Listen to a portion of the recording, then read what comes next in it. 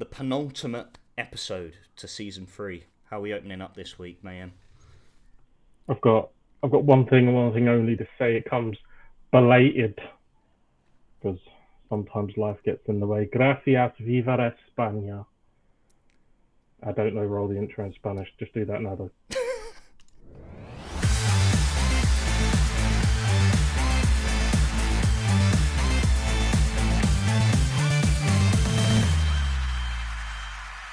Hello, ladies and gents, and welcome back to the Football Boo Podcast, episode 29. My name is Fennan, and join alongside me a man who is now fluent in Spanish and is just as relieved as I am that the Euros did not come home.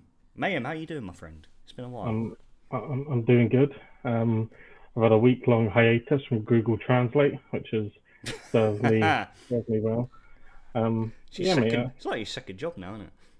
Yeah, to be honest, yeah. There was a lot of correspondence in Slovakian and Swiss and Dutch, and probably I would imagine the boys would have expected a lot more correspondence in Spanish, but you know, I'm a gracious victor, so I didn't want to pile on and just let the mainstream media from England do that. No, it was one of those where you just had to sit back and just soak in the tears from the whole of England. But thankfully, Spain got the job done. England did not bring the Euros home. A fantastic result for Spain. I wouldn't say it was the best of games I've ever watched. I've seen better finals, by all means. But, I mean, leading off of that, Gareth Southgate left his post as England manager. What's your perspective on the whole Southgate situation? Like, was it the case of that he couldn't take England any further? What did he get wrong throughout that tournament? I think Gareth Southgate is a perfect representation of, you're either the hero or you stay long enough to see yourself become the villain. Yeah. Because, when he picked up England, it was a fantastic time in the rest of the world's footballing history. They were fucking awful. Getting dumped out in a group with Uruguay and whatever, Costa Rica and some other fucking shite team as well. So that's what he inherited. He had inherited, fucking Roy Hodgson and God knows what other, teams had come before him. So there was a lot of rebuilding to do. He set his stance out pretty clearly that he was going to pick these players, and these players were going to be the ones that he believed in. He had a very clear way that he wanted to play, and that was going to be very cautionary to the matches, and it come with a level of success, especially in the two European Championships.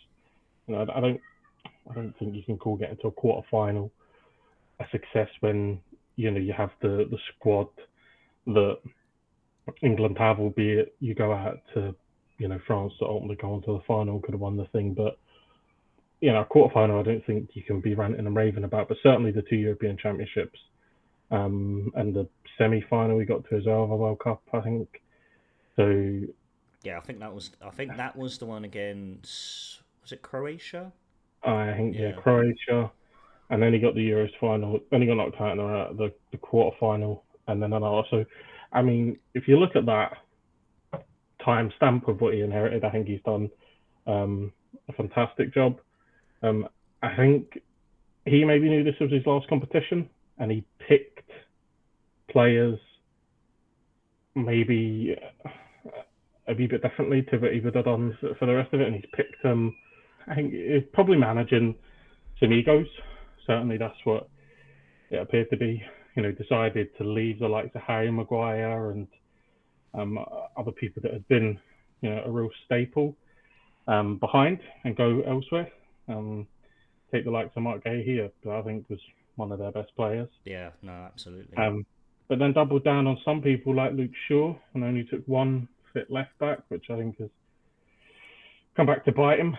As he's played Trippier at left back. I think he was determined to make that work in Kieran Trippier playing the left side.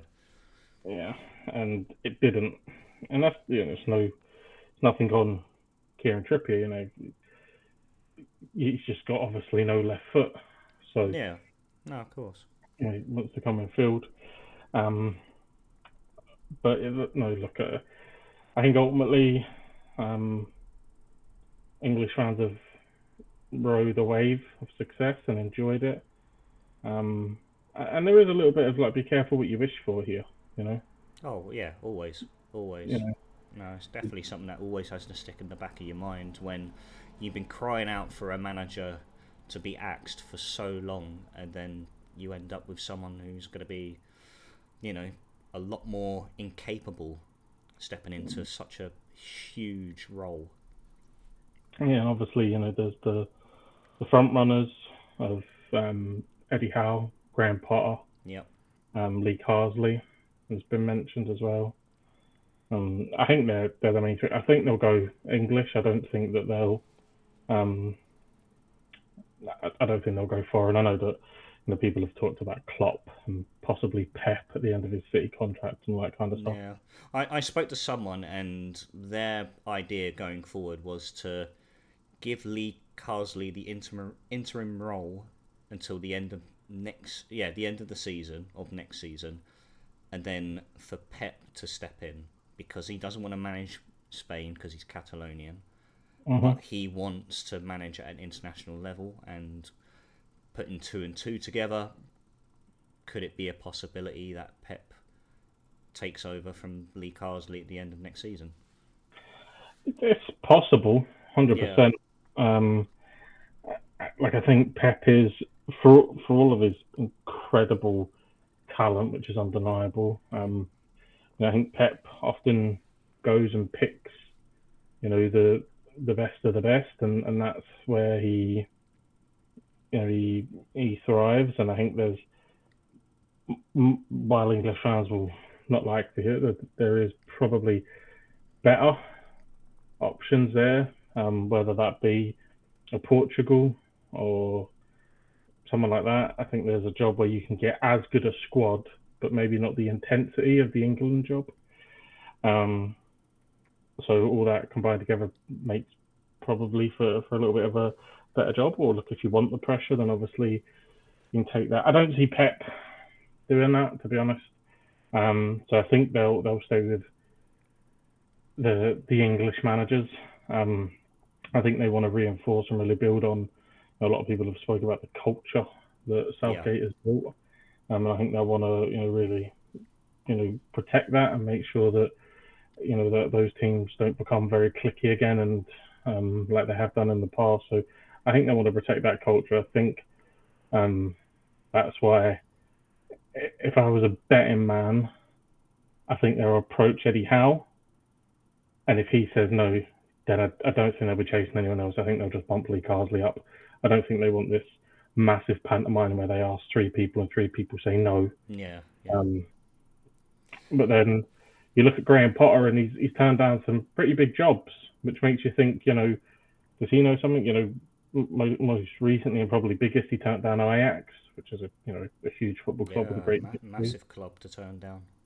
So he didn't want that job, which is maybe a wee bit strange. Does he feel that this is the job that he wants?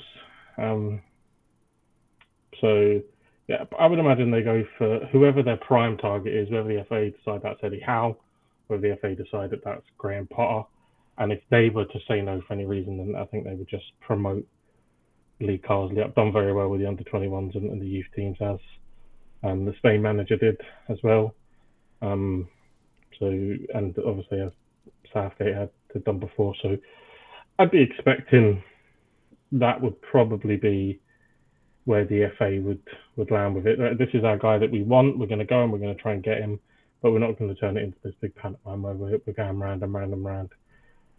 If we don't get this person, Yeah, then in we'll. a sense, it kind of degrades how precious and prestigious managing the country really is. And of course, if you find yourself in that situation where you're being turned down by the likes of Eddie Howe, Graham Potter, whoever, it's just, I don't know, it makes it I don't know, it really does kill off the prestige of what it really stands for.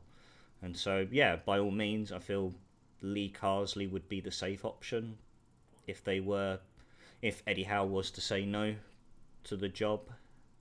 And to be honest, I feel convinced that Eddie Howe will stay at Newcastle anyway. I think he'll be determined to have a better season after a season that was really plagued by injuries in Newcastle's sense. I don't know. I think if we were 20 years in the future, then and you're brought up with this generation that is lives for the Premier League, and that's the most important thing. And I definitely think for most people it's club over country, especially if it's a big club. If you support a Chelsea or a Man United or an Arsenal, I think you're very much club over country. You got to remember where Eddie Howe's from, Bournemouth. So they're not getting European days, they're not going away. So anytime they're travelling abroad is probably with England, following England. And I think it's the culture of England is very much alive in places like Bournemouth, with the surrounding areas like Southampton and Portsmouth, where you go up north, places like Hull and Rochdale, and these teams don't get to go and experience the highest stage with the club. They get it from an international scene, and I think that it would be very reminiscent almost of when Steve Clarke joined in Scotland. He was at Kilmarnock, a Kilmarnock team that were doing well in Scotland, qualifying for European football. Obviously, Newcastle are a bigger club than Kilmarnock, in case anyone starts chatting utter shit. I know that, but I don't think I can expect any Killy fans coming in and challenging that point. No. What we're saying is, Kilmarnock were doing well domestically. Yeah. Newcastle are doing better domestically, but when that calling comes, when you're in and around that midriff, I think there's a lot of change at Newcastle at the moment as well. The people that had initially brung Eddie Howe in are now gone. Yeah, of course. Yeah, no, they've stepped away now. So he may be thinking, if he gets offered this job, it's maybe a job that he's grew up dreaming about. Would have been around that kind of supportive age of 96 and 98 and all that kind of stuff. So I think he'll probably have a very soft spot, and I'd be surprised to see him turn it down. I think he would have to get some serious assurances from Newcastle that his job was safe. Yeah, absolutely. No, I completely forgot that. What's her name? Amanda Staveley and her. Well, turns out to be her husband. One of the Saudi members of the board had stepped aside from their roles as directors at the club, and so that could play a huge part on Eddie Howe's future if he isn't given the assurances that are needed at Newcastle. He could easily be swayed the other way and potentially be stepping into the role as England manager, but who knows? Yeah, I think that's it for him. I think it'll be a job that he would have grown up thinking about. I'm fairly confident that if he was offered it, he would take it. As I think there is, and I'm pretty sure that you can't really make a case for anyone else. If you're looking for top target of English managers, it's slim pickings.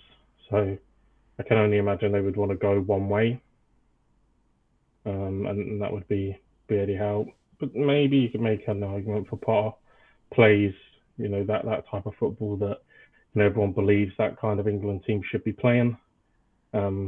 But then we've seen that Newcastle as well, that the football that everyone wants to play. The only problem I'd have with Graham Potter managing England is because, if we look back at his time at Chelsea, for example, where he got a big jump at the time from Brighton to Chelsea, there was a lot of huge individuals that had big egos, and it did seem like it would be a similar situation stepping into the England dressing room, where if there's not as much but maybe more of those individuals that possess big personalities and huge egos that are going to be very difficult to tame and to get them on your side. And I think it's a big confliction managing England as well, because where a lot of their talent play, obviously at their clubs they play in specific positions, but then Southgate found himself in that rut where he had to really rotate them and try and fit them all into the same side. And I feel that will constantly be an issue unless Graham Potter has that persona to really take the audacity of just dropping one of those players in order to play someone who's more suitable, i.e. Anthony Gordon on the left flank, Foden as number 10, drop Bellingham back alongside Declan Rice, like those sorts of big decisions that Southgate seemed very hesitant to make. Yeah, I think that there's no argument that the Chelsea job was a big step for Potter, and he didn't perform anywhere near his best or how he would have liked. But it would have been a learning process for him. Yeah. Probably would have reflected on some of the things that he did wrong at Chelsea, and you can carry that through. He's obviously got a very clear intention of where he wants to go next, because he's rejected some big moves. So he's obviously very confident in where he sees himself next. So the confidence is still there. Like every manager goes through a stage that is difficult, and maybe you lose your job, or that it wasn't the right move, and you move on. So you've got to have that resilience, pick himself back up. He plays that type of football. I can see a world where people make an argument for him, and that's whatever your point. You're going to piss someone off. If you bring Graham Potter in, you're going to have Rory Jennings and the Chelsea co fucking giving off about him not being able to deal with the pressure. If you appoint Eddie Howe, you're going to have Sunderland and Middlesbrough fans saying he's a fucking dickhead, for lack of a better one. And if you bump Carsley up, then everyone's going to be in arms that he didn't go out and sign Jurgen Klopp. And even if you went and got Jurgen Klopp, there'd be people pissed off that there's a German in charge of fucking England. So honestly, it's a tough fan base to please, by all means. So I think there's constantly going to be back and forth debates over who is going to be the right man to take the next steps with England. Yeah, and we can only hope that the next steps are shit, and they still have to bang on about 66 in another 100 years. Well, hopefully it is Graham Potter, because he's an ex-Jack bastard, so... yeah, so fingers crossed that does turn out. And I know, look, we always, obviously before we start recording, we always have like a short briefing in terms of what we're going to bring up on the episode, per se. And you have literally, again, and I always say that we always tend to think of something on our feet as we go on throughout the recording. And you have given me the golden nugget to this episode. And I am unshamefully going to base the thumbnail off of it. Wales' new manager, Craig Bellamy. Unbelievable. And I don't know about you, Mayhem, but I feel... As a football fan, you always have that dream individual to lead your club or to lead your country. Craig Bellamy is that guy for me. Watching him as a player growing up in the Premier League and then making that fantastic homecoming to Cardiff on 2 occasions, I really thought, obviously his temperament is always going to be coming into question and always is going to be considered, but this guy brings more passion to Welsh football more than anyone else, in my opinion. This is a guy that I wanted at Cardiff, and by all means, it feels like it's come almost full circle in a way. Obviously, he was under-18s manager at Cardiff. Things got sour, and which caused him to leave his position at the club. And then he went on to assist Vincent Kompany at Anderlecht, then to Burnley, and then ultimately we really thought he was going to go and join him at Bayern Munich, which he turned down. And again, linking that to Graham Potter's situation, maybe there was something going on, maybe there was something he knew, where he got something, a birdie in his ear thinking, well, Rob Page were looking to dismiss and you're in contention for the Wales job. And to be honest, I don't really know if it's just as good or, if not, a little bit better that he is now leading Wales as manager. I remember I was watching back one of his interviews as a pundit when Ryan Giggs got announced, and I think he was asked the question of, what would be your philosophy if you were to be Wales manager? Obviously, Ryan Giggs took over the position at the time, but he then laid out his plans of what he would do. if he was Wales manager, and he was talking about how he'd want all of his staff, all the managers of all levels of under 23s, under 18s, whatever, that he would want them on the ground. He'd probably only send one or two out, because obviously we have a lot of players that play in England in the Premier League and the Championship, and so by all means he would send out one or two, but he'd want everyone on the ground. He would want to be in the loop at each age level, even the women's team as well, in terms of building for the future, knowing, right, who can we bring up from this year category up to the next level, who is ready. And he was so specific, he was so detailed, and overall he was just so passionate about the whole, his whole idea of taking over as Wales manager, and that, I don't think that's changed one bit. I think he is by all means the ideal candidate for this job, and I'm absolutely buzzing to have him as our manager leading our country. And I really hope that he hits the ground running. He's got my full backing, 100%, even when things are sour. I know I know it got sour with Rob Page towards the end, and by all means the results didn't help. The draw against Gibraltar, the 4-0 loss to Slovakia. I didn't call him out in the end, because as we always say, who would you rather come in? Who is going to come in? And be careful what you wish for.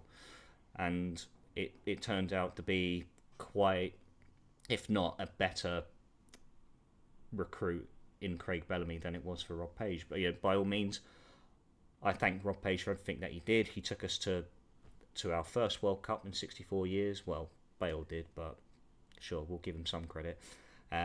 Took us to 2 Euros, and yeah, I think he did everything he could to take the team forward, but unfortunately, when it came to his post-press conferences, he always fell back on the comment of, we're a team in transition. And I'm thinking, well, hang on.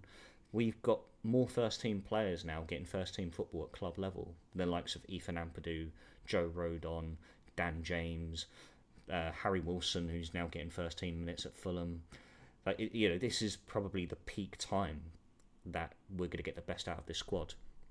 And time flies in international football, where it's such a long gap between big major tournaments. The qualifying process is a long one as well. It's a grueling one, and so by all means, I think this is probably the best the Welsh team has been in many years, based off of the number of young players we've got playing first team football now. Brennan Johnson at Tottenham, who was a £50 million signing. You're telling me like these players are still in transition? No, it's not the case whatsoever. But we know Bellamy as an individual, as he was as a player.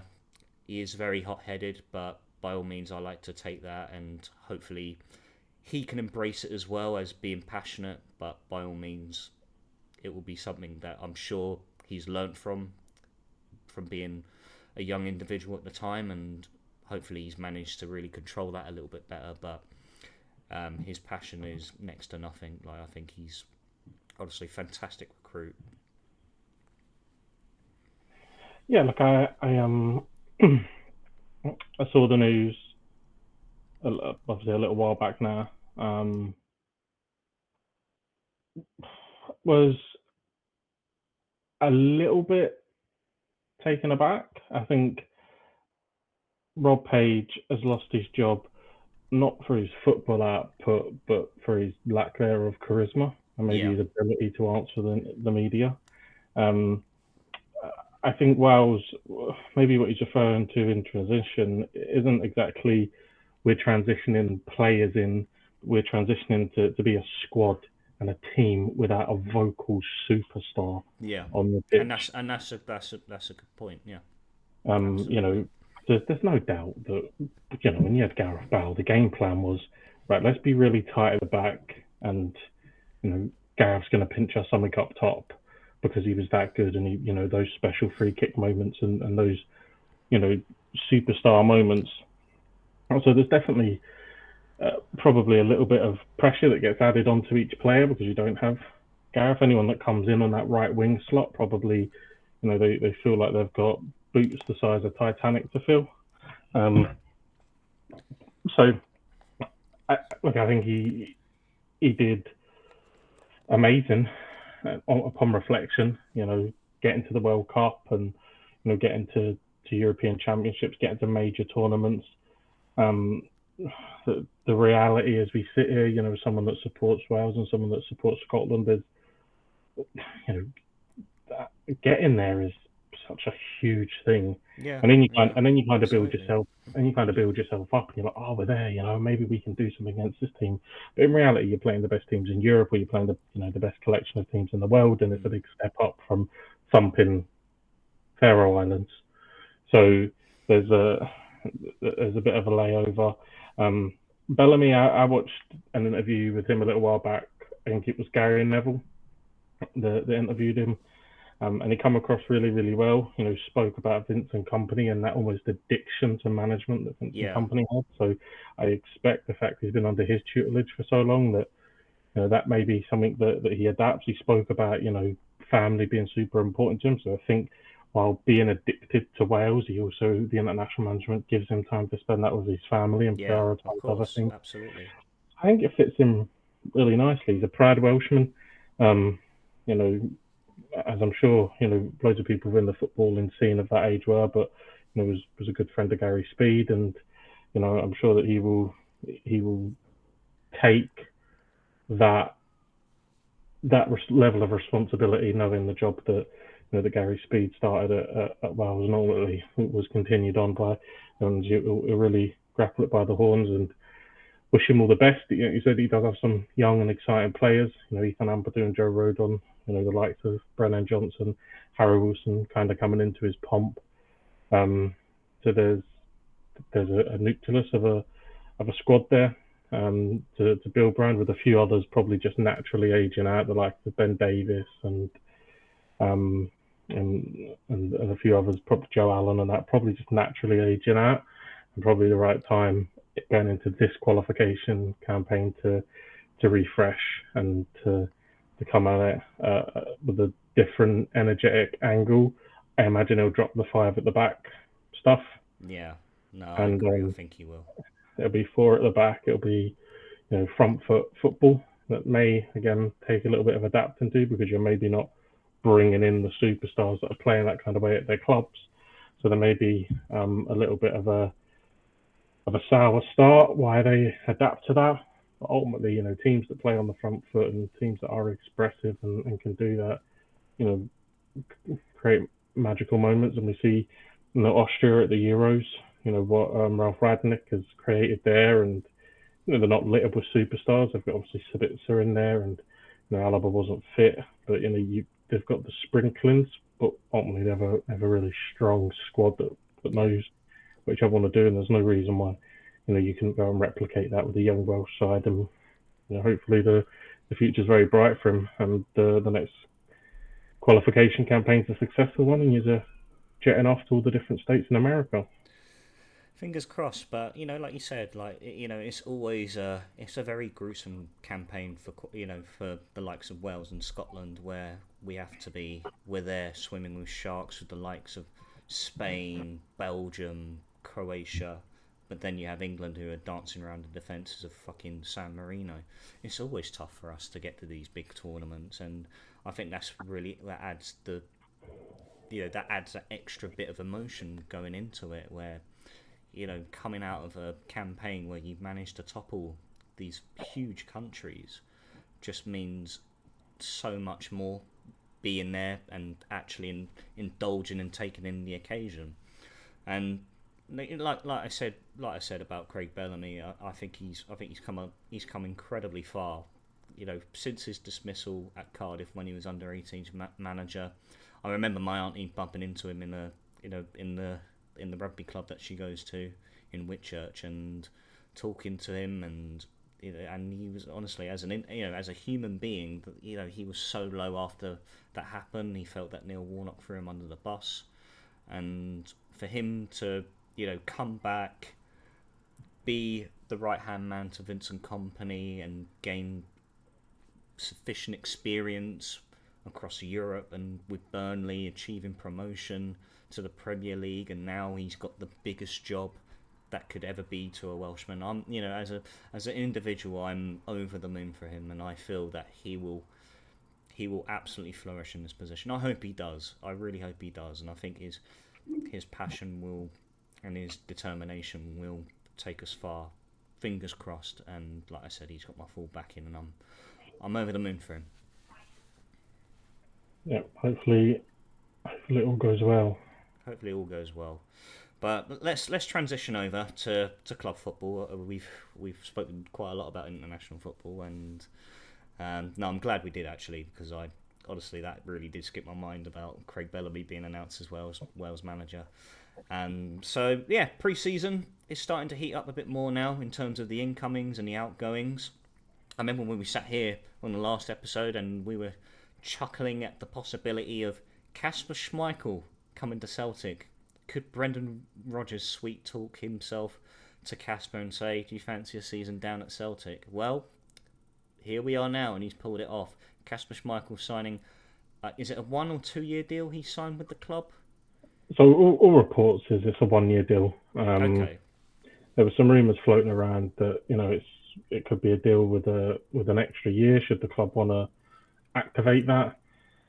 I think is it so? Okay, but as we were saying, like it was a position that you heavily stressed that needed to be fixed this transfer window, and it ended up being like London buses. It felt like we were waiting forever to one to show up, and then all of a sudden two coming the same day.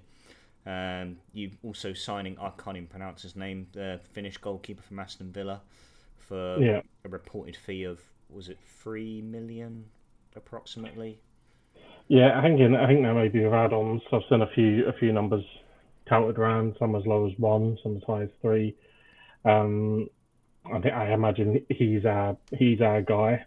When Kasper says it's time, he's our guy. So it's nice that there's a bit of forward plan in there. Obviously, come in, learn off of Kasper, get a feel for the football club, probably playing a few cup games, and and then when the time is right, Kasper will move on maybe, or decide that he's going to end his career there, and then it'll be time for the guy to come through. I'm awful with names as well, so I haven't. It ends in an O. That's all I know, and I think I watched one clip on him, but look, he's a young goalkeeper. Obviously, lacks the experience at a high level, and I think it was just one bitter Villa fan saying, "Yep, cheers for the couple of million for this crock of shite," essentially. But like I said, but he's going to be an understudy to Kasper Schmeichel. Obviously, a very accomplished goalkeeper, as we've seen over the years. A fantastic signing as well, in my mind. Yeah, happy with Kasper. I mean, just quickly to pause on the one Aston Villa fan who talking about the crock of shit. It's always going to happen. I remember Newcastle fans saying Fraser Forster was a crock of shit when we were signing him, and that aged well. So bookmark that guy. We'll refer back to him in a couple of years, see what he's talking about. I'll have to find the tweet again.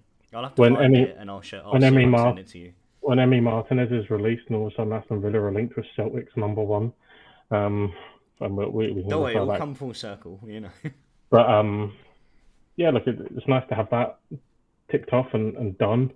There was a few people that was a wee bit underwhelming, like we said, I think it was Peter Del Venson, or De Hanson, or whatever you say his name, was linked. That was maybe, a younger, more rounded, would be the guy for X amount of time, and that didn't transpire.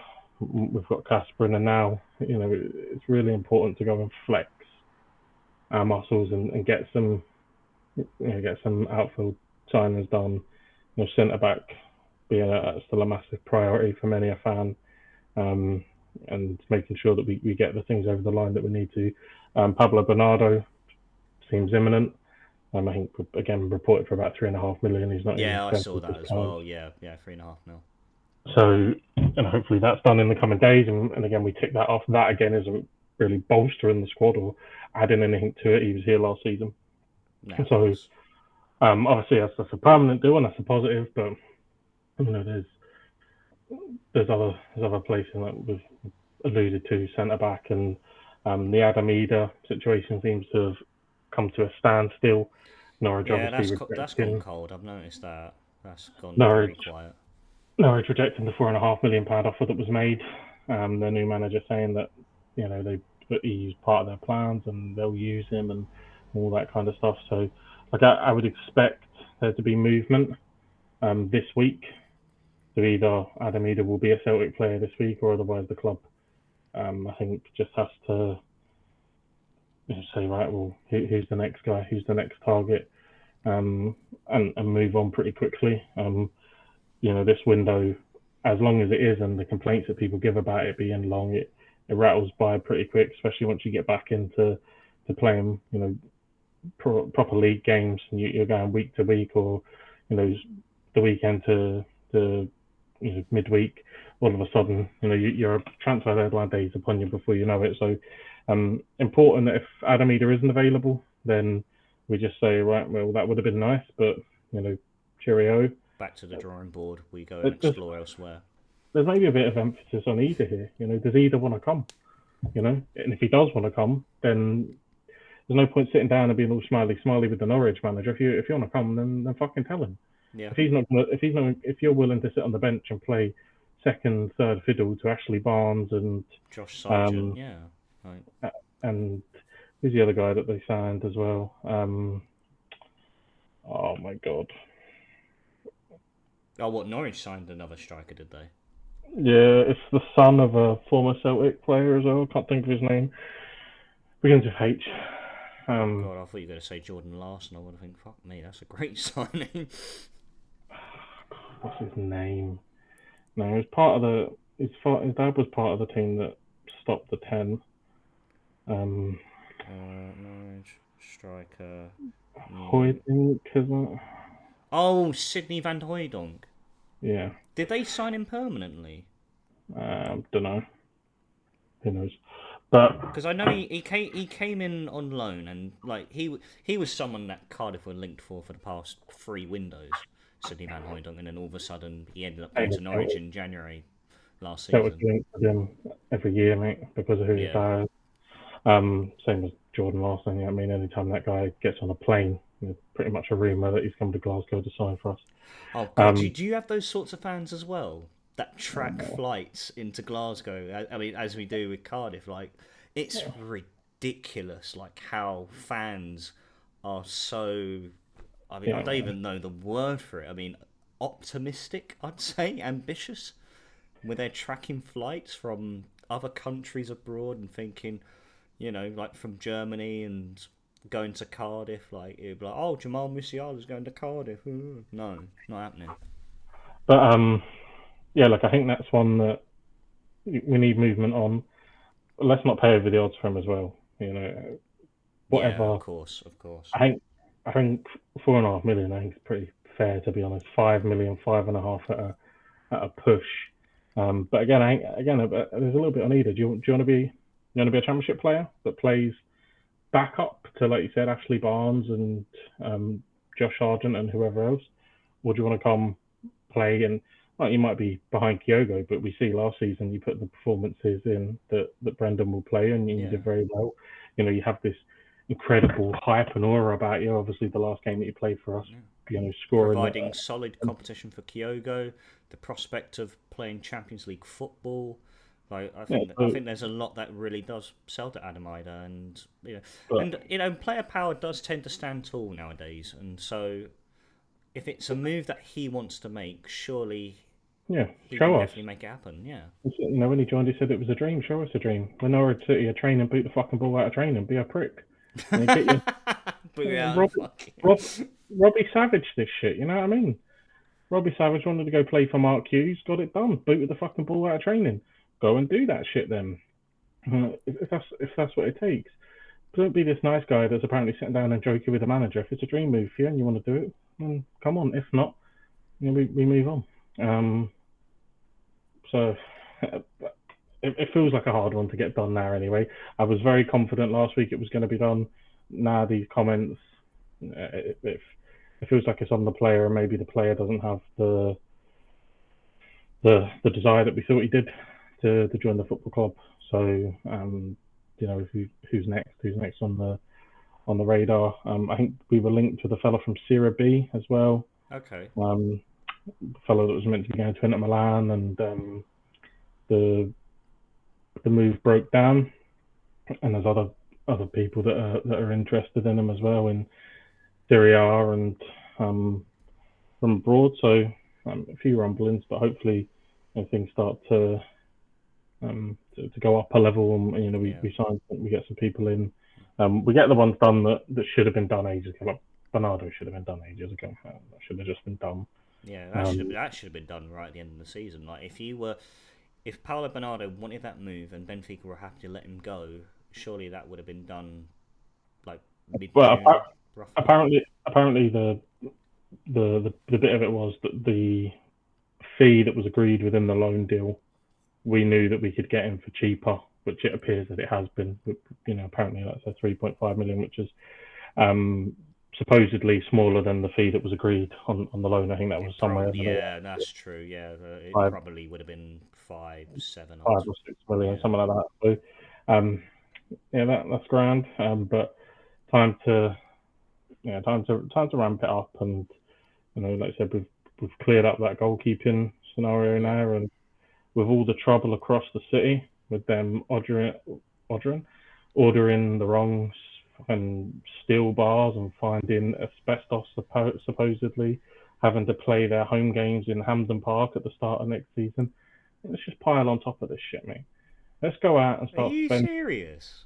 Yeah, have you not seen all this? No, I'm not. Wait, what? Yeah, so, they were doing refurbishments at their ground, and they ordered the wrong steel apparently. Oh my God. So they're not going to be in Ibrox for the first couple of games at the start of the season. And there's now rumours coming out of Ibrox that they may have found asbestos in some of the stadiums, so it could be even longer. Probably because they haven't revamped the place since fucking 1950 or something. So that's why they were playing that pre-season game where they got battered by Man United's under-12s at Murrayfield on the weekend. At Murrayfield, oh my word. Yeah, but they've agreed to play their home games at Hampden, so they won't have to travel all the way into Edinburgh. But while all that's going on, and all that's swirling around, and they're pretending that Jack Butland's worth £30 million, they're losing their captain fantastic, Mr. Pen King himself, James Tavernier. Off to Turkey, isn't he? Off to... apparently Rangers must have some kind of fucking direct bus to Trabzonspor. It just seems to all their players again. So... Oh yeah, because Ryan Kent went there, didn't he, last season?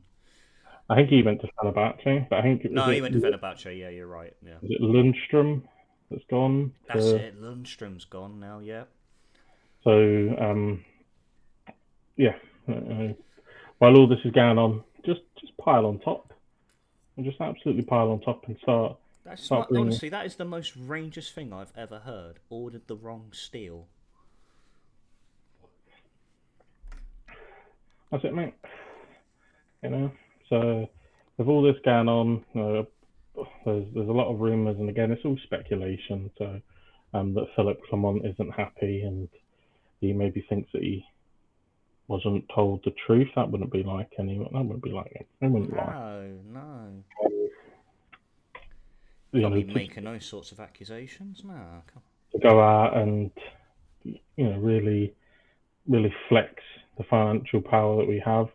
We're going to get a decent fee from Matt O'Reilly at Atlanta. I don't know what fucking game they're playing. Right? I don't know what the Italian is for. Oi, ball bag. If you're skint, fuck off. Right? But we need to get our director of football or our foreign negotiator to really brush up on their Spanish. Yeah, I mean 15 million for that's his fucking left ankle. But you're about halfway there. Yeah, of course. Yeah. Halfway there.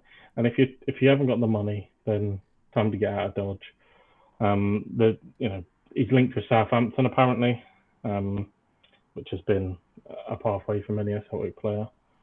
Obviously they're back in the Prem, would have got a decent chunk of change, you would imagine, for getting promoted. So if they want to come in and pay, the 25, 30 million, then obviously that is going to be a pathway for Matt O'Reilly to leave the football club. But there was talks of Juventus and other people sniffing around. But he captained the side on Saturday against DC United, where we won 4-0. But nice. Are you touring somewhere at the moment? Yeah. In America? Yeah, you are out in America. Yeah, I remember you saying. Yeah, so we was in Washington, went to the White House, Celtic's presence there. Obviously, Joe Biden just thought he'd do Rangers, and as soon as Celtic turned up, he pulled out of some kind of title race. Probably just shat himself as he normally does. So, yeah, that's going okay. It's just pre-season, I think. I mean, we're not like certain clubs that boo their players off. I mean, booing your players off, man. And a pre-season friendly. That's shocking, isn't it? Yeah. No. I was also going to ask: are you by any chance are Celtic lined up to play Charlotte FC for a potential reunion of Leo Labarda? No, fuck that cunt. Okay, that's the end of that. I think we played DC, and then I think we're playing a couple of English teams out there. I think we play City on Wednesday, and then I think Chelsea we play next Saturday. Yeah, I think that's it. I mean, I do find some of these preseason games are fucking weird. I mean, Man United are playing Liverpool. I know exactly where they're playing as well. I know exactly where they're playing. The Gamecock Stadium in North Carolina. It doesn't matter where the fuck they're playing. Like, why? What the fuck is going on? But do not try and tell me that's a proper rivalry. Like, if you've agreed to play during a pre-season friendly, put that shit in the bin. I imagine it'd just be a lot of tourist fans watching them, though. I don't imagine fucking 10,000 Scousers and Manx going out in North Carolina. Yeah, fuck. But don't start telling me it's a proper derby. Like, if you're it's not a proper derby, I know. Fucking imagine Swansea and Cardiff rocking up in the fucking, I don't know, Seattle Sounders. Oh, now you're fucking talking. That's a fucking holiday, that is, for us. 10,000 of us going out to Seattle. Oh, I'll tell you that. But, it's strange. But, yeah. Things are progressing bit by bit. Callum McGregor returned, come on as a substitute. Okay.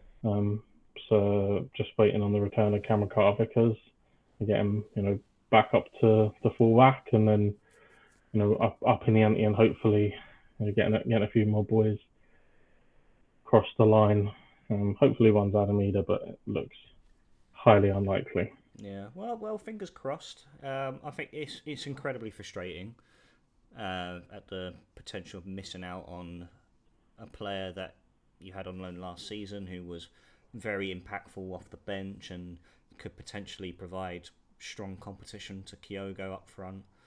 And and to add to that, these pathetic offers for Matt O'Reilly just sort of adds to that frustration as well. But on the brighter note, you got a key position fixed, and you provided depth as well. And so, fingers crossed, Celtic can get some dealings done within the next fortnight or so, as it feels like the eve of the season is only a fortnight away from now. Yeah, it's just coming up. It's drawing close. It's coming up quick. Yeah.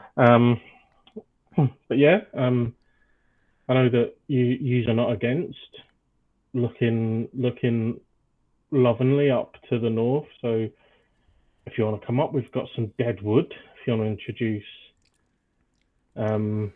Errol Bullitt to some of the fucking reserve shite that we have lurking about.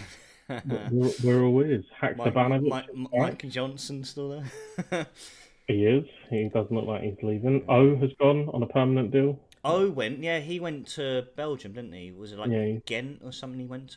Somewhere he went to. I think he got a good fee for that as well, like 4 million or something. Yeah, he's away. I think someone else has gone.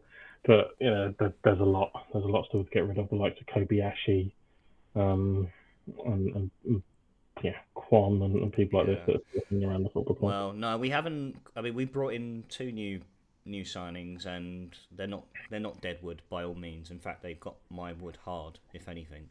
Um, so starting off, Chris Willock on a free transfer from QPR, an unbelievable signing. One of the, probably has been touted one of the best players in the Championship for the last few seasons. I'm quite amazed he didn't get a big move during that time, but ran down his contract at QPR, and then, I mean, a lot of neutral fans have called it a sideways move in the sense of Chris Willock. I think it's absolutely fantastic.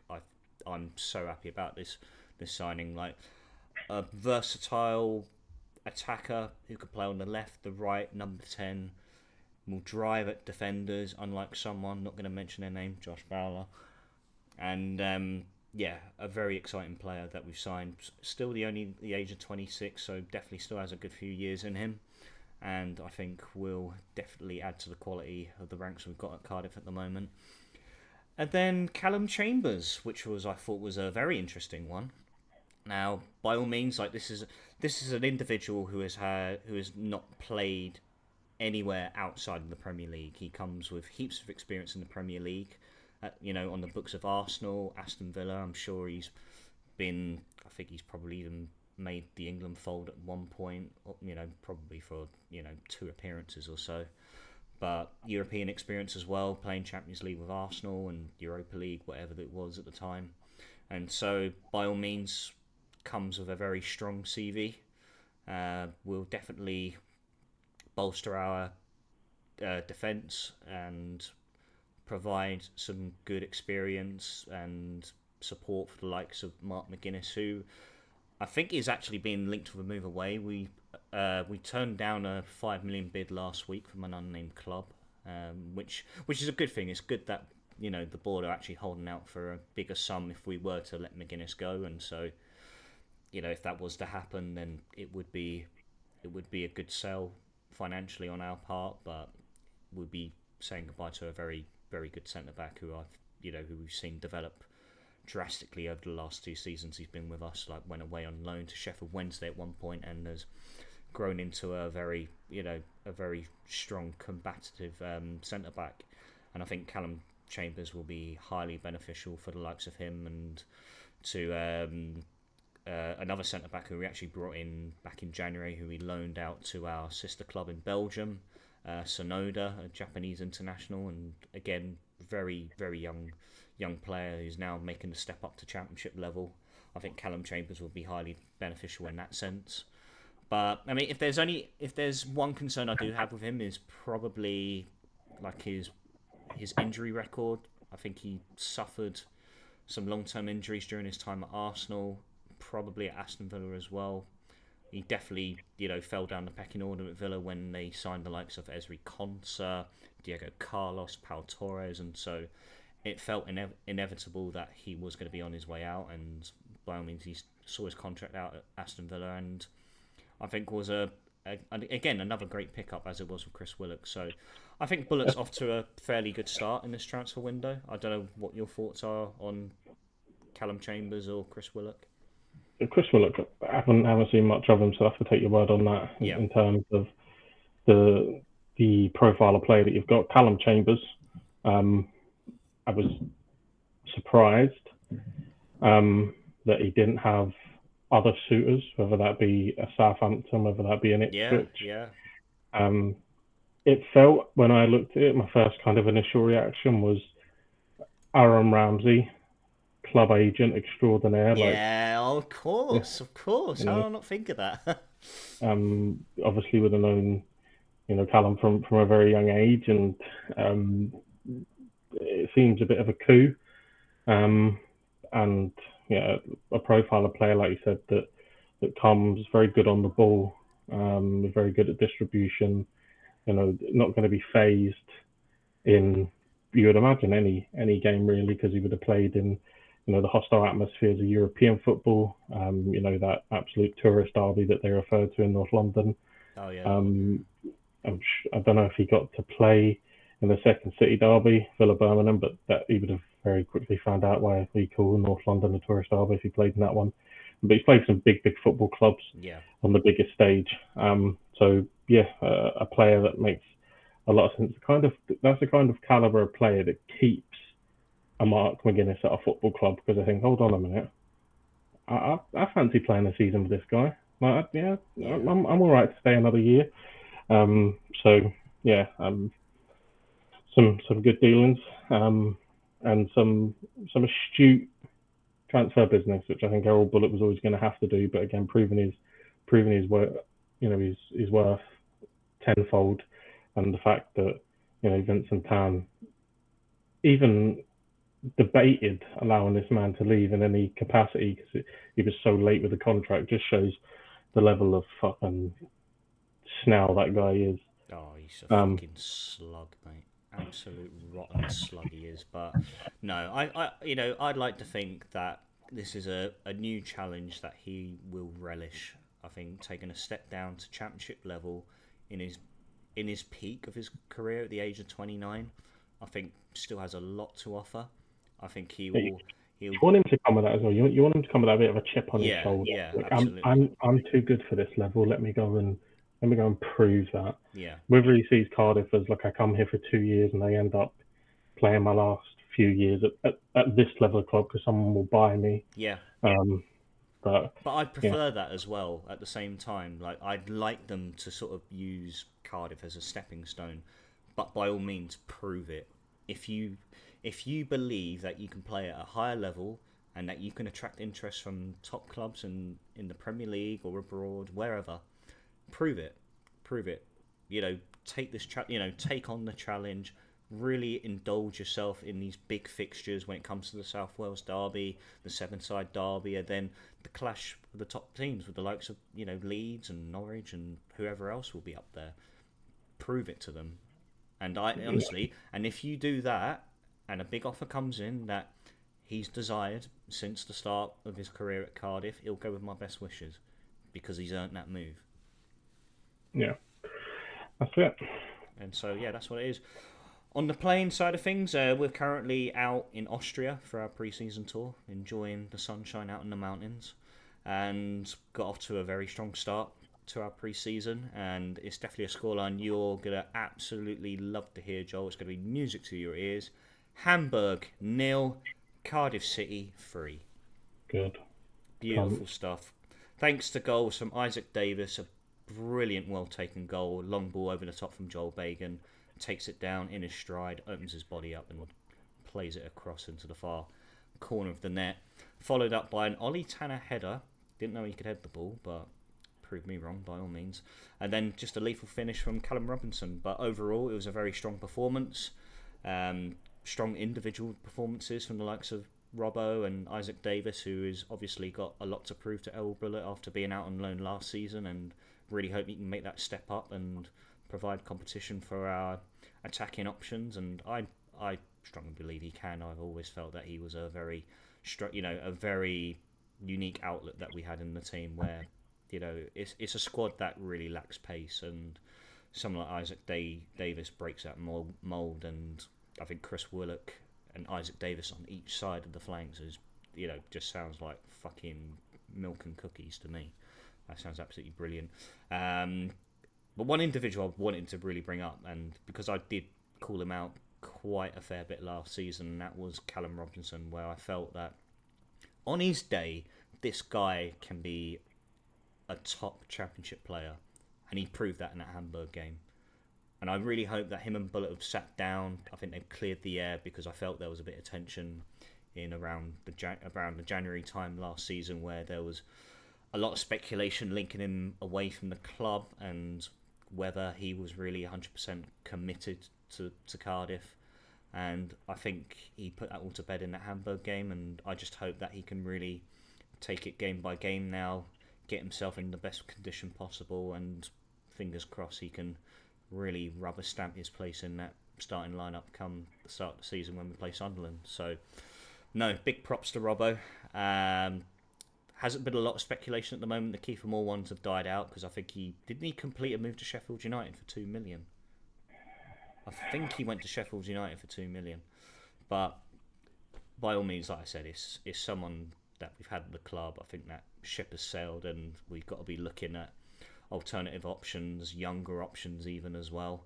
And the only name I've seen us linked with recently, and again, this is down to, it feels like we're a little bit of a affiliate club to Man City at the moment. We are linked with another City youngster in the form of Alex Robertson, who was on loan at Portsmouth last season, who played a big part in their promotion campaign from League One. Heard good reviews on him. Is a central midfielder who is a very box-to-box minded kind of player who would like to drive forward with the ball, but at the same time break up play and dictate tempo in the middle of the park. So whether that comes to fruition is yet to be seen, but heard good things about him. And I think he's come out and said that we are identifying a few other targets, and it's just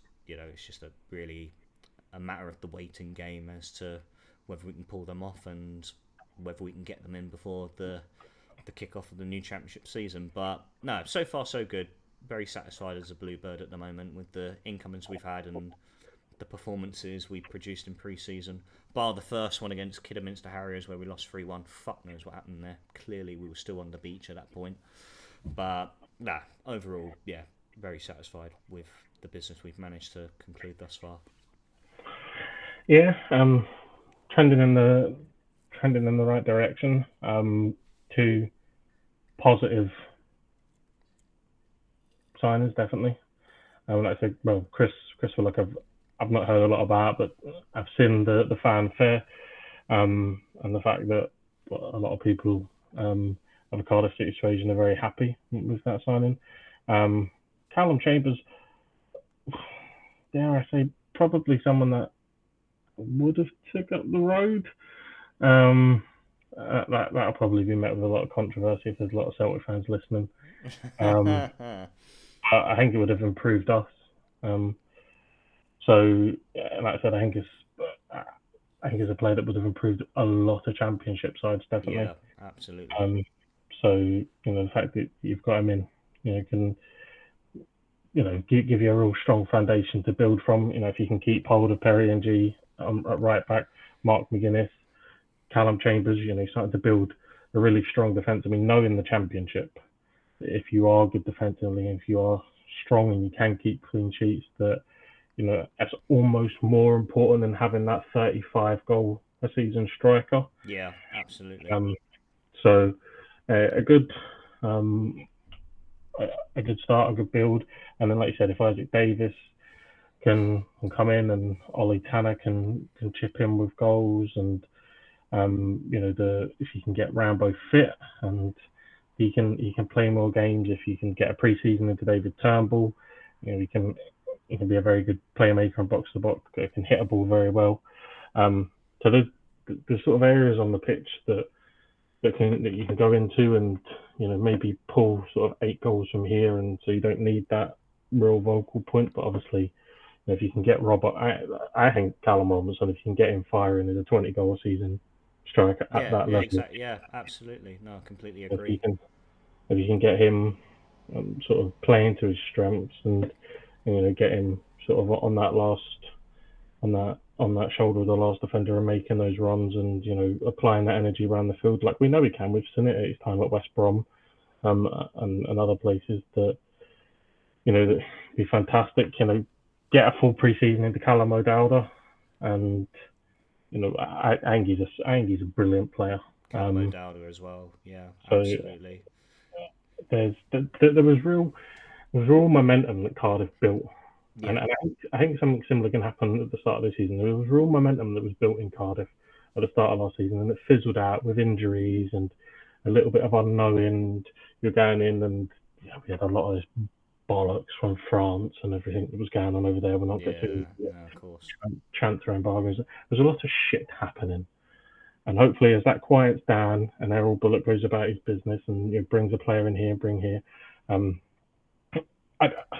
don't think that's a squad that goes and gets the playoffs, but a more sustained season, not like these patches where you're good for 8 games, shit for 8 games, good for 8 games, shit for 8 games. Now, a more sustained season, and to be maybe like build up, be knocking on that door, like properly knocking on that door. You know what I mean? Not sitting there with 6 games to go, going, if we win all six and these do that, properly knocking on that door. I think you're starting to build that team. Unfortunately, obviously with the just the incredible talent that drops down out of the Premier League these days, and the fact that Leeds didn't go up, so they're in there again. You've got Sheffield United coming down. That you know more than likely Ben Hamer will leave, but is it Ben Hamer? It's Hamer or something, isn't it? Oh, yeah, the midfielder, the ex-Coventry boy, wasn't it? Yeah, I don't know if it's Ben Hamer. Tom Hamer, yeah. Yeah, so like you know, this kind of level of footballer that's just going to be dumped back into the Championship, that is a fantastic player, and again they'll have big egos and want to show that they're too good for this level. So you've got to combat that, as well as the emergence of teams like Hull that under Liam Rosner are playing really really well.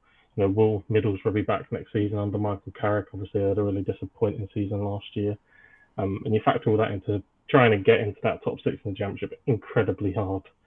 But I think I think we're sitting here this pre-season far more optimistic about what Cardiff are going to do, this season than if we go back a year ago. I think we were kind of saying, "Oh, for fuck's sake, just be 20th, Cardiff," right? I think I said 14th. I was like, oh, like my head tells me 14th, and in a sense, I felt like we slightly overachieved last season. I think we blew hot and cold throughout the season. Obviously, there was a lot of ongoings off the pitch, and all the scandals with Nantes, and obviously the fear of the unknown, where Vincent Tan just wouldn't address us of what is going to happen next, but of optimism and ambition going into this season, knowing that Bullet has been tied down for an extra few years. We've made 2 very strong signings. We're building on those foundations that I think really does build up more excitement for us going into this season, and I don't think we should set any expectations at all. I'd be happy to finish mid-table again because I didn't expect it last season. I think we're more of a mid-table side now than we were last season. But touch wood. It's obviously we're going to have big individuals in that side. Whether they could stay fit throughout the entire season, I mean, the jury's always out on Aaron Ramsey, whether he can stay fit or not. I think it's bound to happen that he'll miss a big portion of next season. But the likes of Robinson, whether we can get him firing, whether Callum Chambers can make his mark and be a huge influence for us in that back line, and whether we can maintain the likes of Perry NG and Ruben Colwell, who are like I said, 2 key players that we should be focusing on building around, and getting the best out of Chris Willock as well, prove as to why a bigger club should have picked him up as well. I think I sort of hold him in the same regard as Callum Chambers. I'm surprised that there wasn't a club like Southampton that went in for Chris Willock. I don't know if it's because he played in such a underachieving side in the likes of QPR, who we've known in the past to have been a side that are recognised as challenging for playoffs. Obviously, back in the days of the Neil Warnock era and Adel Taarabt on their books, and since that all went, they fizzled out, and they've just been laundering about in the Championship for many seasons now, very close to suffering the horrendous drop down to League One. And like I always say, it's always a long way back up from League One. And so but like I said, I'm personally excited. I'm optimistic about what we can do this season, but we've got to take it a game at a time. There's still plenty of areas that I feel we can improve in. Again, another individual who's been given the green light to make the move away, Ryan Wintle, again was under a lot of heavy criticism last season. I just felt he didn't play in the right shape.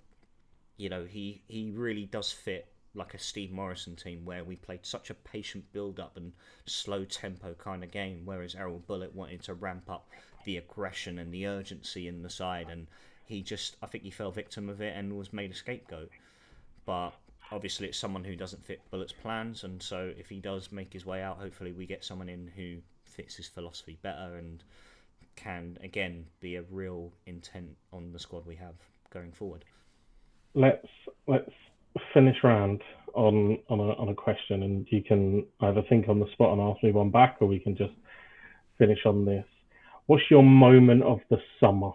Is it Craig Bellamy becoming Wales manager, or is it Errol Bullett's extension? What is? I mean, the two can be close, but there's got to be one that's closer to your heart. Is it Bella's going back to the Cardiff City Stadium, but draped in red? Well, Vincent Tam would like that. Don't give him any ideas. I bet he's not listening. I hope he's not listening. Christ Almighty.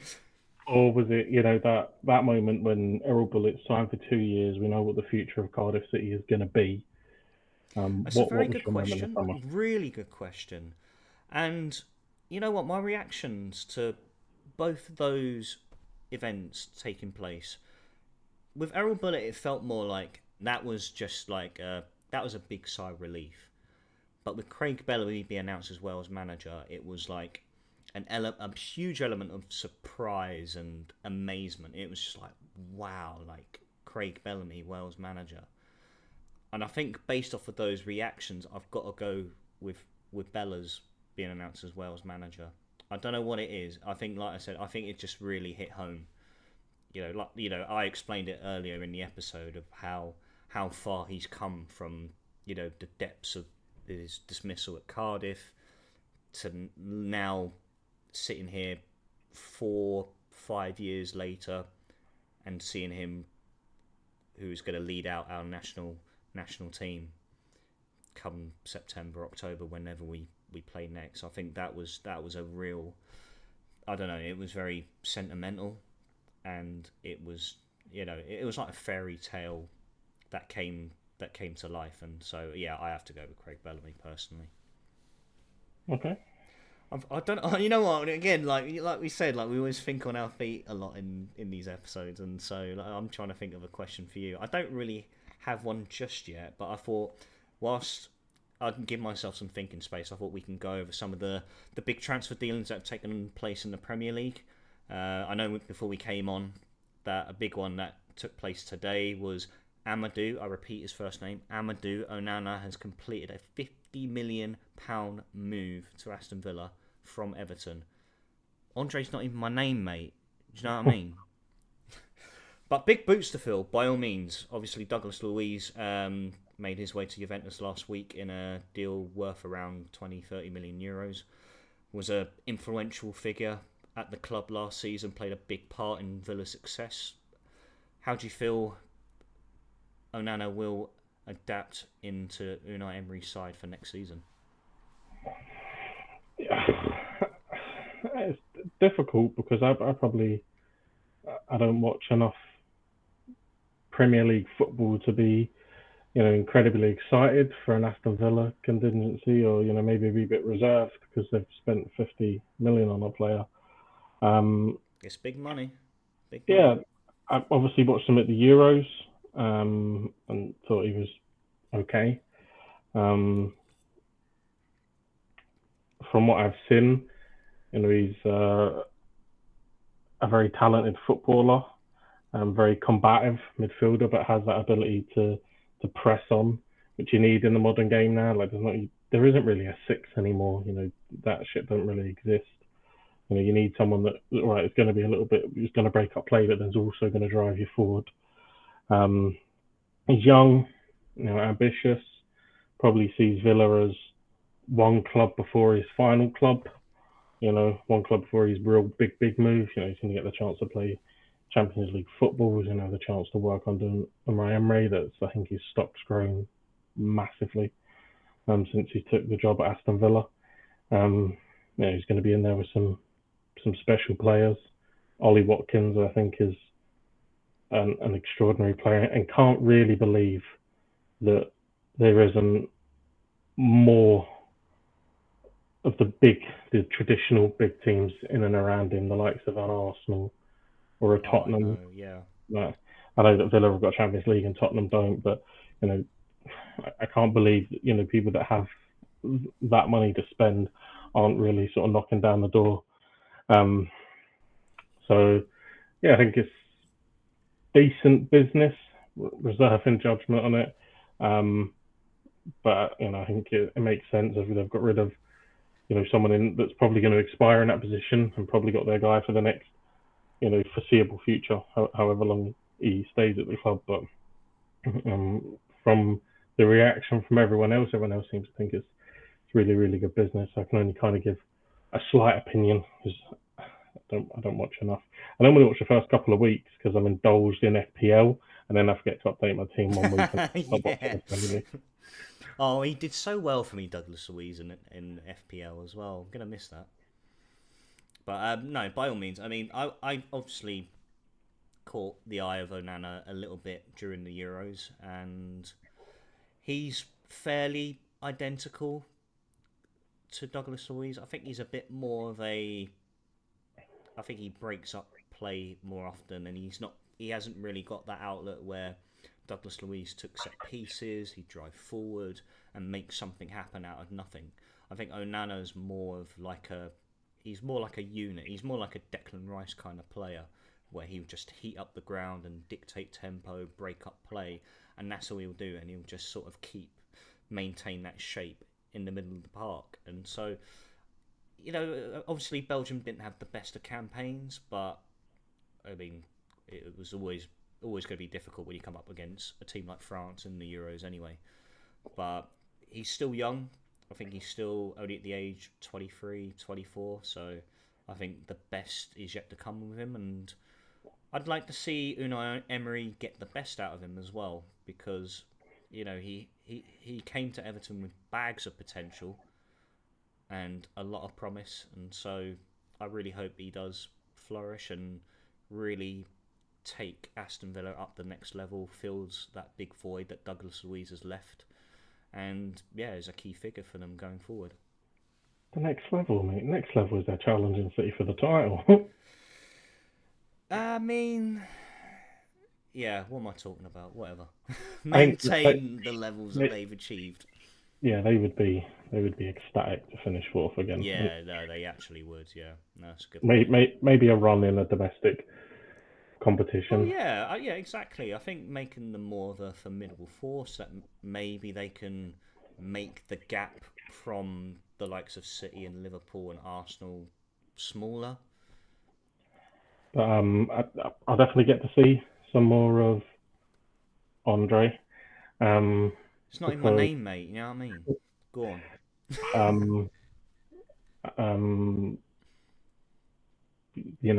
The Champions League nights at Villa Park, I think, will be special. So looking forward to that. Really looking forward to. As long as it doesn't clash with us, be sure to tune in to playing words under the lights. Yeah, we could get drawn against them. We could crack. Oh Christ, yeah. Anyway, but a more, I wouldn't say controversial, but again, a lot of money involved for a player that's incredibly young, and that was Man United signing Lille centre-back Lenny Yoro, 18-year-old centre-back for a fee of over, I think it was around 50, 60 million euros. I've never seen this guy play at all. Yeah. When they signed, I was talking to a United fan. I said, have you not learnt your lesson of signing, these whispered amazing wonder kids from France for ridiculous fees? I'm going to cough twice and say Anthony Martial. So I don't know the guy. I've never seen him play. I see him get. I saw that he got 45 minutes on the weekend when Man United's under 12s beat Rangers, top banter. So I don't know. I think United need a lot more than that and investing in a 17-year-old that may come good. Again, he may be, he may be, you know, William Saliba's double. Who knows? But Yeah, no, there's always an outright possibility, but it just screams out FM signing. It's a yeah, massive football manager signing, and that's probably what they've been referred to because, yeah, no, you play football manager, he turns into one of the best centre backs in the world. He's at Real Madrid and he's worth 300 million. And if they're really taking that from a video game into real life, it could very easily backfire. I don't think they're doing that. But yeah, you can see that obviously Well, Josh well, Reserve as well. this is United. This is like a club Yeah. being run by two fucking Americans. Josh Anything's Reserve possible. falls into that as well, doesn't he? These guys that have this apparently amazing potential, but no one really sees where it's coming from. So yeah, United a little bit strange. Apparently they're meant to be signing that Ugarte from PSG. Yeah, I was gonna actually move. Yeah, I was gonna say that. Yeah, Manuel Ugarte apparently has agreed again around the 50 million euro price tag from PSG. Again, this is someone who I haven't really had eyes on either. Like, I don't know if he's a regular for PSG. I don't know if he's a regular for Uruguay. I'm completely vague of these players. I don't think he's a regular for PSG. I might be wrong, but I can't remember seeing him all that often. I might be wrong. I imagine he probably is for Uruguay. I mean, he's at PSG. I imagine that pedigree carries him into. Yeah, no, absolutely. But then again, if he was a regular at PSG, surely they'd hold out for more than 50 million for sure. Yeah, so I don't think he is, but who knows? United. I can't speak anymore about United. Yeah, we'll leave it at that. And I think I think I thought of my question for you, Mayhem. Now, I was going to ask you. I had a question that came to mind, but I thought it was very generic, and obviously we always we've spoken about a lot of fans nowadays, and maybe even just in the past, who are club over country, and I don't know if you fall into that latter at all. I don't know. I mean, I always feel that you're more drawn to Celtic than you are to Scotland. And yeah, originally I was going to ask you, what would feel greater for you, and that was for Celtic to win the Champions League in your lifetime. That one. Yeah, exactly. Boring question. No, not asking that. No, I was thinking about throughout the years of being a massive diehard Celtic fan. Obviously, you've seen great days, you've seen bad days, and obviously on the topic of transfers, what is that one transfer, and this could be throughout your lifetime, who is that one signing who initially gave you such a high buzz? Like, who was the one signing that really caught your eye and go, oh my god, we have got a player. I'm so excited to see him play in the hoops of green and white for Celtic. Fuck, I know. Again, probably not the best of questions. I think yours was better, a bit better, but it's like just how events sort of took place for Cardiff. So I'm trying to think of the maybe sort of higher profile player that we would have got when I was maybe a wee bit younger. Because I don't know if you were old enough to. I mean, because Henrik Larsson was obviously going to be a name that stands out, but obviously he came with a lot of obscurity and very little knowledge of what he was capable of. Yeah, I mean, Henrik is anyone that was born after the Lisbon Lions. I think Henrik is your guy. There'll be a few people that may say Paul McStay and other sort of icons of the club, but I think for anyone of sort of my age, Henrik is your guy. I was really hoping you'd say Craig Bellamy. Roy Keane? It's probably between three. Okay. Roy Keane Yep. was obviously massive when he came out. Ultimately disappointing because he was at the end of his career, and I think we wasn't Manchester United, and you know he maybe had some more lucrative offers that have come out now that he decided he didn't want to go and do, and he maybe thought he made the wrong decision. Bellamy, I don't know if he come with the fanfare, but for what he did, he certainly built that fanfare though, didn't he? Goal at Ibrox, like fantastic. Goal at Ibrox, turning down fucking autograph hunters, these slimy little fuckers at the airport, trying to get him to sign a Rangers top, like ridiculous. So good, but I think the one for me was Robbie Keane when he come in. Oh, that's a good one. Yeah, he was on loan. He was on that January loan. I just remember like the crowds. I remember it breaking. I mean, he just fucking scored for fun as well. Yeah. And obviously, my dad and my brother are also Tottenham fans, so he was well aware that this guy was special, and he did what a lot of people said they wish they could have done. The likes of Shay Given and Damien Duff. Oh, as Celtic fans wish you could have played for the club, but you could have played for the club. You chose not to. Don't talk shit.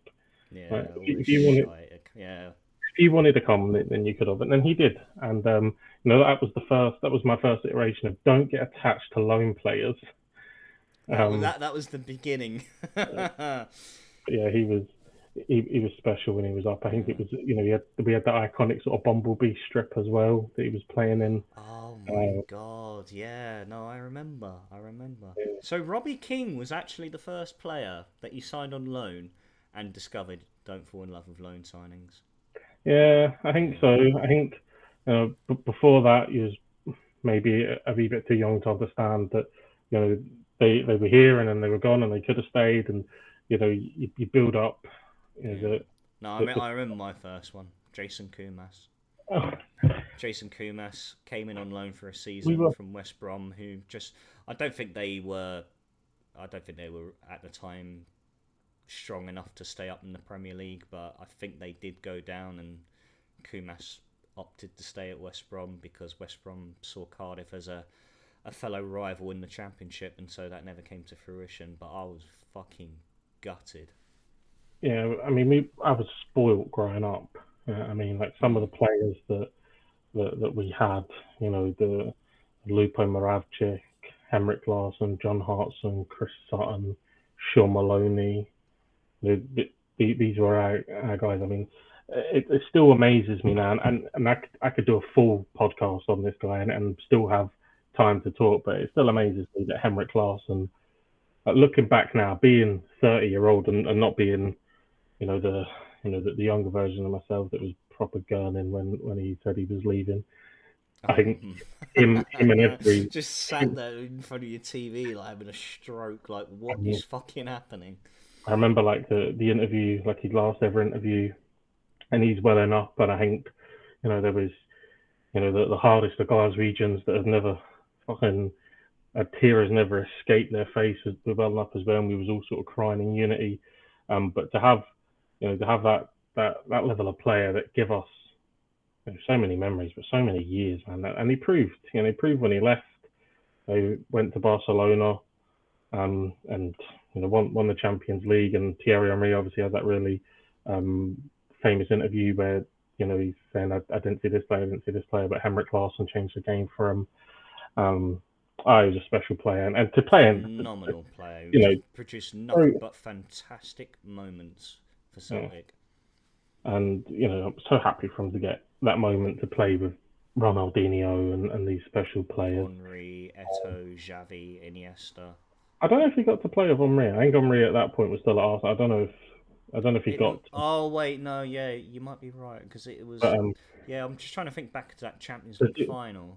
Yeah, because Henry was playing for Arsenal in that Champions League final. Yeah, he was. Right, Giuliano Belletti. But yeah, like I said, I could talk about him for so long and what he gave, 50 goals, and that season was incredible. The iconic goals, the one that everyone loves, the dink in the 6-2. The dreads at the start, the skinhead, and the aeroplane celebration when he does the chip as well, with the tongue out. Oh man. True, honestly, one of a kind, mate. Yeah, he's just an utterly extraordinary football player, and an even more extraordinary human being. Um, he was he was back the other night. I don't know, they were doing a night with someone, and he was up on the stage. I think 2,000 people in the Hydro just belting out his name, and you could see again him, how emotional he was and how loved he is. And it's so rare these days to get loyalty from anyone, but especially someone that comes from abroad. And yeah, what a man! And thankful for everything he gave to the club and everything he gave to us. Yeah, absolutely, 100%. If only he could have. Yeah, if only if Seville could have gone a wee bit differently on that night. There was no one, I don't think, more deserving of a European trophy than Henrik. But look, he got to win. He got to lift a big cup. He did, yeah. At Barca, he really did. Eventually got it. But I think he said multiple times that he would have given a lot just to win on that night in Seville. Would have given back a lot of stuff just to be victorious on that night. But no, yeah, a special player, and that was a team full of special players. But he was a shining light above the rest of them. Yeah. Well, I mean, in relation to the Craig Bellamy hire at Wales, is Henrik Larsson a possible? Would he be someone you'd like to see in the dugout for Celtic one day? I think he's done with management. I haven't heard a lot from it, obviously. Because he was out in Sweden managing Helsingborg, wasn't he? Yeah. I think his hometown club, wasn't it? Yeah. I think he's maybe done with that. I don't know. I haven't heard a lot of him in recent times. And again, just don't tarnish their name. Don't come back and leave your legacy as it is, because it's a fantastic one. And it's the same with Jordan. Jordan, like, your dad's a legend. You'll always be welcome because of your dad. As long as there would never not be a seat for you at Celtic Park. But I don't. That shirt may just weigh incredibly heavy with the name Larsson on the back. So maybe do your, and I think that's why he hasn't come in. He understands that. I mean, there's pictures of him no age standing on that pitch. It would be a lovely story in a film. But in reality, if he comes and he doesn't score 40 goals, then everyone's going to be saying, "Oh, you're not as good as your dad." Yeah, exactly. Yeah, no, of course. Well, I think before we start getting to the point of getting Henrik Larsson up on Google Images and licking our monitors, I think it's time we start to wrap up. Thank you very much for joining me again this evening. Pleasure as always to have you. Pleasure, mate. Pleasure to be here. Yeah, and thank you to you all, ladies and gents, for tuning in. Make sure to like, subscribe to the channel if you're new, and click that bell for notifications. And until next time, ladies and gents, I bid you all good night and a star.